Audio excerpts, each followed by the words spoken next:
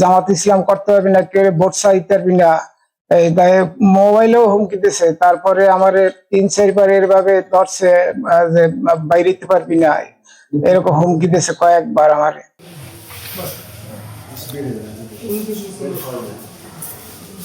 ভাত খাইয়া জামাত ইসলামের ওয়ার করছি বাড়িতে আমাদের এলাকায়।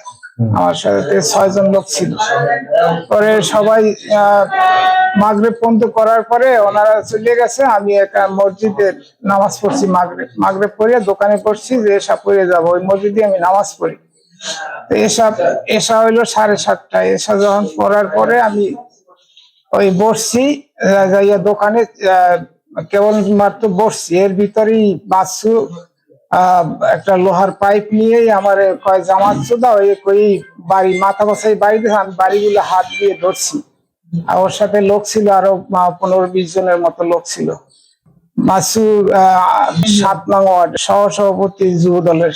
না, আমার সাথে কোনো ঝামেলা ছিল না। এর আগেও সে কয়েকবার হুমকি দিয়েছে যে জামাত ইসলাম করতে পারবি না, কেউ ভোট চাইতে পারবি না, এই মোবাইলেও হুমকি দিছে। তারপরে আমার 3-4 বার এভাবে ধরছে যে বাইরে যেতে পারবি না, এরকম হুমকি দিছে কয়েকবার আমারে।